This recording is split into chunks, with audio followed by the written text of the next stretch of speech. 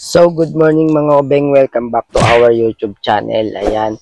For today's video ay magluluto tayo ng isda na ngayon lang bago sa pandinig namin at sa itsura. Yun yung nabili namin kahapon ni Patricia nung naghanap din kami ng mais na panlaga. So, may naglako. Nakita namin. Sabi ni Patricia, parang ang sarap mag bukas lab sinigang paksiw pala na isda. So binili namin. So mamaya pakikita ko sa inyo mga obeng sa dulo ng video na to kasi ngayon ang lulutuin natin pang tanghalian namin ni Patricia. And then mangunguha tayo nung prutas dito, nasa tabing bahay lang namin. Ewan ko kung meron sa inyo nito, yung passion fruit. Pero syempre bago natin umpisahan yung video na to, shoutout ko po muna si si Talagtag Gersonic. Ayan po, Talagtag Gersonic, shoutout po sa'yo. At kay Gerald Boy, ayan, na laging nagko-comment sa aming mga vlog. Maraming salamat sa iyo, sir. Kay Gerald Boy 97, ayan, thank you so much. And kay Willie Landeza Zagado, ayan po, shoutout po sa inyo. Ayan, maraming salamat po sa laging walang sawang suporta. So ayun nga mga ubeng, yung mabanggit ko nga sa inyo, passion fruit, kasi kahapon namulot na ako. Ang dami ko nang napulot. So, ipinalastik ko. Ayan. So, masarap gawing juice to. Ito siya mga obeng. Ewan ko kung meron sa inyo. Ito. Ayan. Passion fruit. So, dami ko nang nakuha. Pinagpa-plastic ko na kahapon ito. Ayan. Oh. So, mamumulot pa tayo. Kasi araw-araw dito halos ang daming bagsak.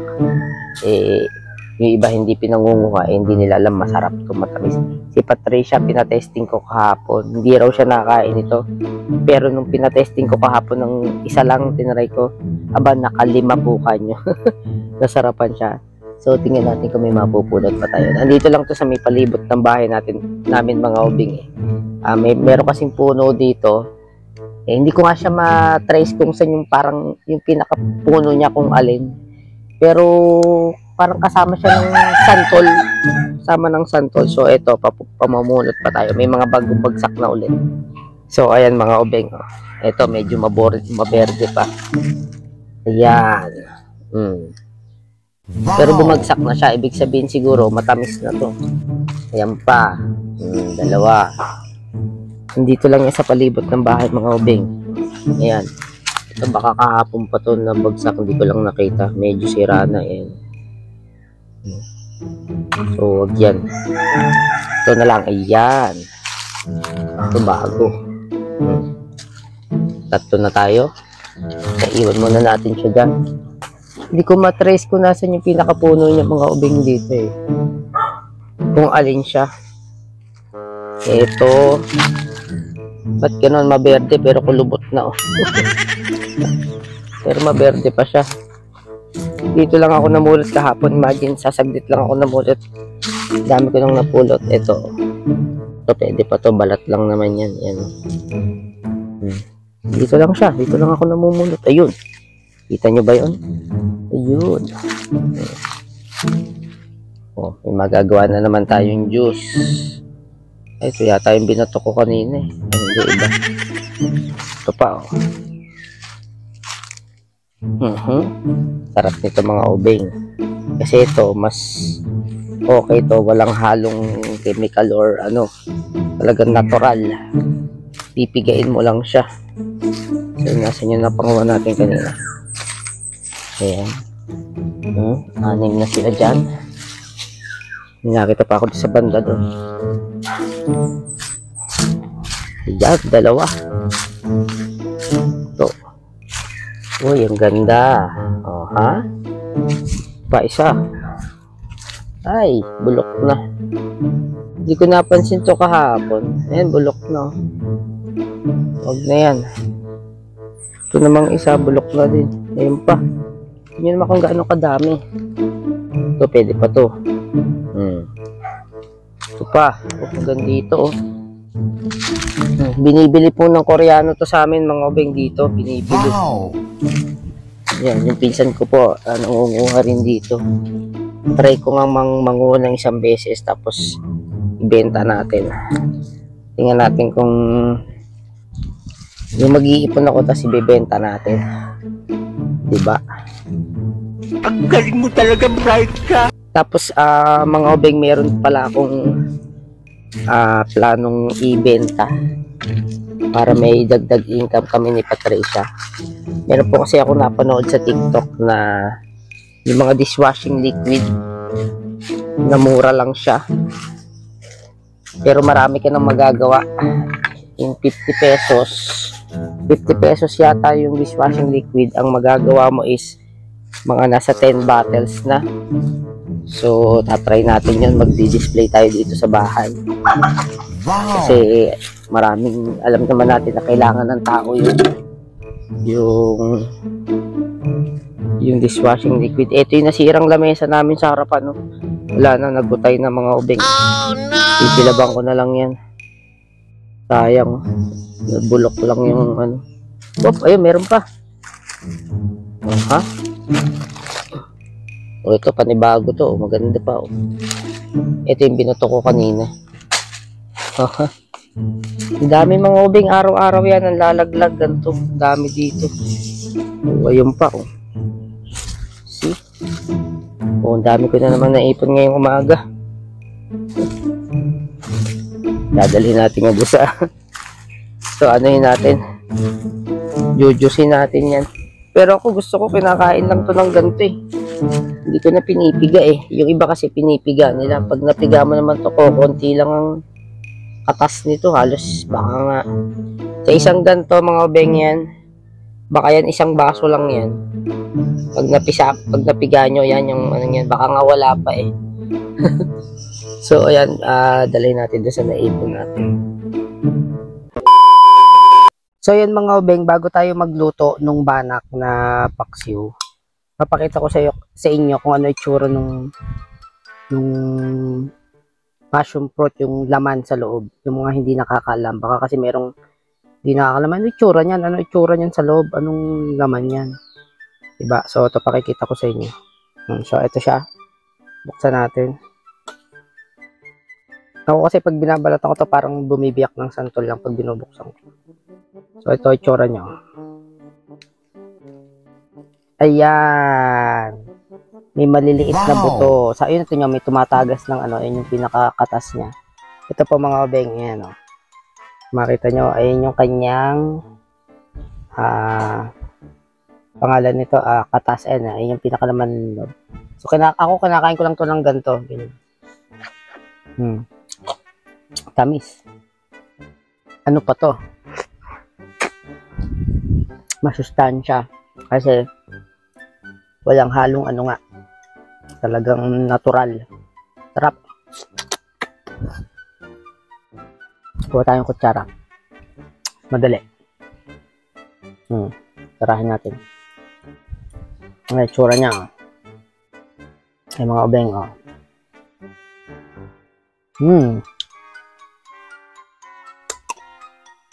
Tamis. Ang sarap. Yung mga may parating pala ako dito, mga kaibigan, sa darating na linggo. Patitikimin natin ng ganito. Mga family ko sa TikTok.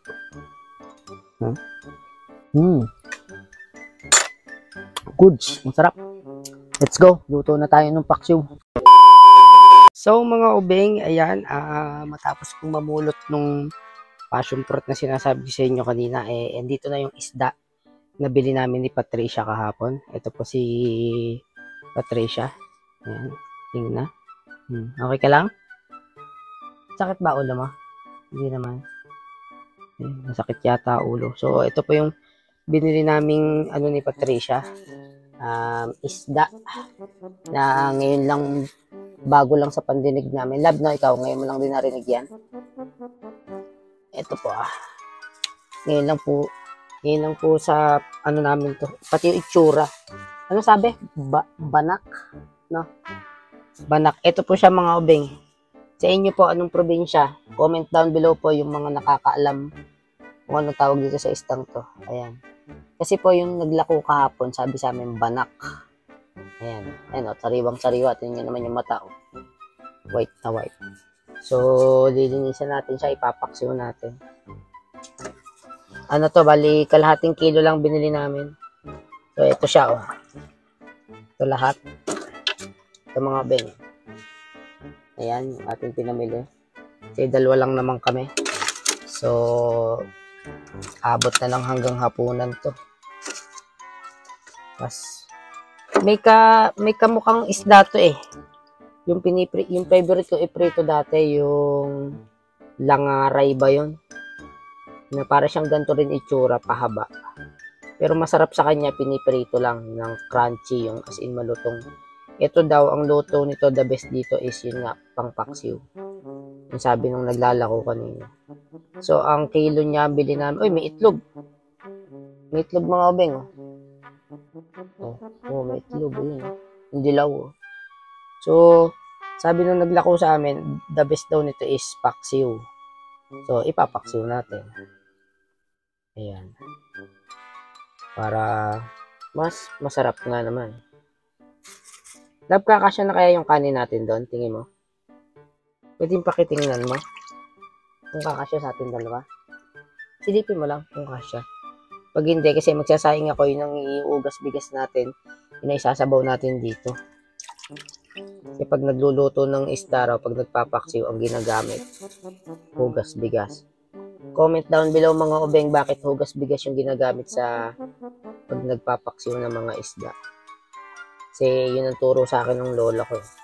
Pag mag-aano ka ng isda, ang gagamitin mo ay hugas, bigas. Yan. Yung una ha, yung unang-unang hugas, yun ang gagamitin mo. So, yun ang gagamitin natin. Ano, kasya na? Tingin mo kailangan magsaing? Saing na rin tayo para abot na ng hanggang hapunan. Pag nagsasaing po kami mga beng dito sa amin, talaga, halos isang gatang lang kami magsaing. Tingin mo, kasya hindi? Ha? Kasya nga hindi? Ha? Kasya? Saglit lang magluto ng paksiw mga obeng. Pag yun hindi mo naman lalabugin ng isda. Hindi gaya ng mga karon eh. Ito mga gantong isda.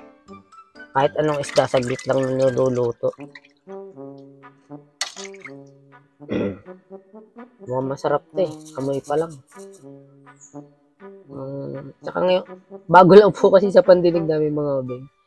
So, kaya sinubukan namin na iluto kung anong lasa niya. Pero syempre, kahit ano namang isda, pare-parehas ang lasa. Pero kapag ganito nga isda, lalo na bago sa pandinig namin, edi susubukan natin mga obeng.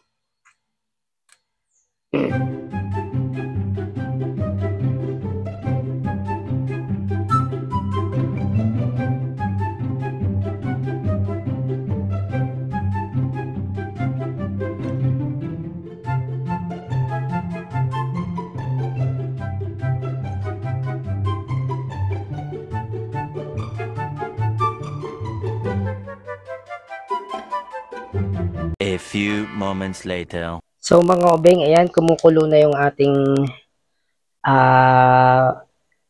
kamatis, sibuyas at saka siling haba na nilagyan ng hugas bigas. Ayan, nakulo na siya.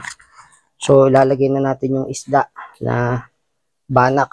Ito, binabad muna natin sa asin. So lalagay na natin siya. Yan, talab na asin yan. Nakulo na siya eh.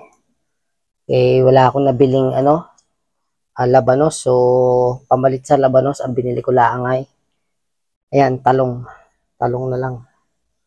Walang labanos eh. Labanos sana, tsaka talbos ng kangkong. Kaso, naubos na daw. So, pamalit na lang ay, ayan nga, talong. So, ayan, hintayin lang natin siya ulit kumulo. And then, lalagay natin yung talong, and then, paasim muna, then huli natin yung talong. Pag lumambot na yung talong, okay na yan. So, ayan, hindi natin alam kung ano lasa niyan, pero ako excited na rin kung ano lasa. Para siyang bangus na maliit eh. Ayan. Yung bangus na maliit, pero masarap yan tingin ko. Malasa. Hintayin lang natin siya kumulo, and then pagkulo, lagay natin yung pwede naman yata mauna talong, paglambot ng talong, tsaka yung paasim. Okay, then yun, okay na yan, goods na. Meanwhile. So mga obeng, na, kumukulo na siya. And then medyo parang kulang pa sa asim ang ating paksiw. So lagyan pa natin ng konting suka pa. Ayan. Suka. Parang paksiw. Nabitin ako sa asim eh. Sarap kasi niya talaga maasim. So ayan. So may asim. Si Patricia kasi gusto niya talaga mga obeng dyan ay maasim na maasim. So yun yung paksiw natin. Dahil lasa nito. Uy, ayos na. Lasang paksiw na. So ilang konting kulo pa, pwede na yan, kasi hindi pwede malabog yung isda. Hindi masarap pag nalabog.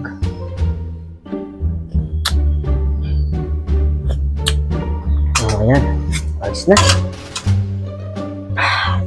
Sarap talaga itong, eto sa dali ko lang po nabili mga obeng yung sukan to eh. Ayan o. Select. Sukang puti. Ayan, ang ginamit ko. Sa dali ko lang po binili yan. Since 1975. Sukang puti, baka naman. So, ayan. Kulo niyan, ayos na yan. Lasang-lasa ko na yung asin. Baka malabog yung isda. So, pwede na, ready to serve. Sa labas kami kakain ni Patricia at sobrang init dito sa loob. So, let's go. So yan mga obeng, luto na yung ating paksiw na banak. Nagmukha lang siyang mukhang sinigang. Gawa ng talong. Kumulay yung talong sa sabaw. Oh. Naging ano tuloy, parang medyo ma-brown. Tikman mo yung pinaka-isda kung ano lasa. At ngayon lang natin makakain tong isdan to. At ngayon lang po kami nakakita ng pati pangalan ng isdang to, ngayon lang kami nakakita. Bakit? Hindi, dito ko sa akin lalagay eh. Titikman nga natin eh. So mga obeng, titikman na natin kung anong lasa ng banak na to. Ayan, ito yung isda. Mga masarap naman eh. Sabi matinik daw to, pero hindi naman pala. Paksiw na banak. Let's go! Masarap.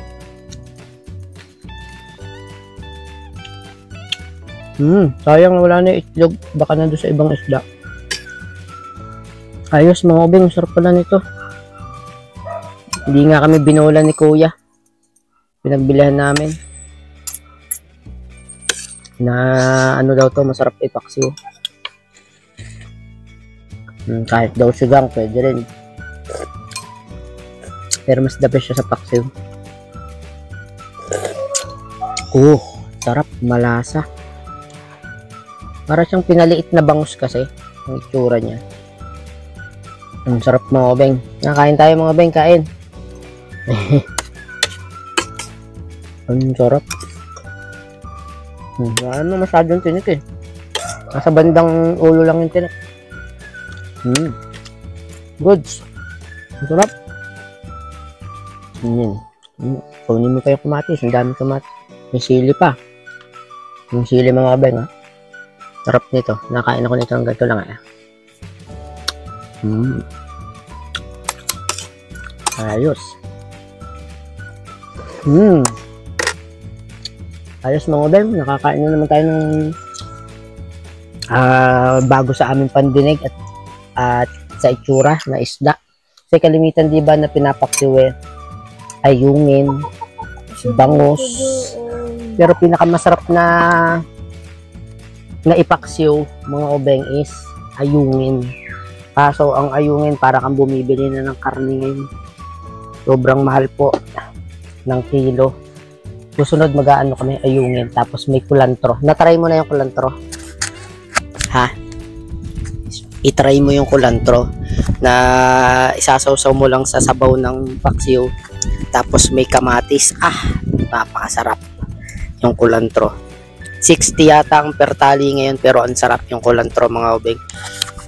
Ito yung kulantro sa mga hindi nakakalam. Ito po yun. Ito yung kulantro. Ayan. Yan po yun. O, sige na. Kain at ikiinom ng gamot pagkakain.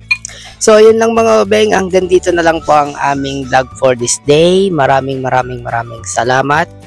At sana'y nag-enjoy po kayo. Please like and share mga ubeng para mas dumami pa tayo. Ayan. Maraming salamat po sa lahat ng walang sawang sumusuporta sa aming YouTube channel. Thank you and see you on next vlog. Bye-bye mga ubeng.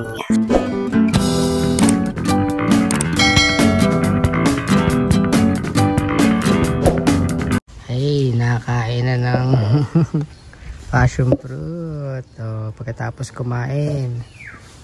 Tagto panghimagas. So, matamis? Ha? Tamis? Oh, ha? Sarap.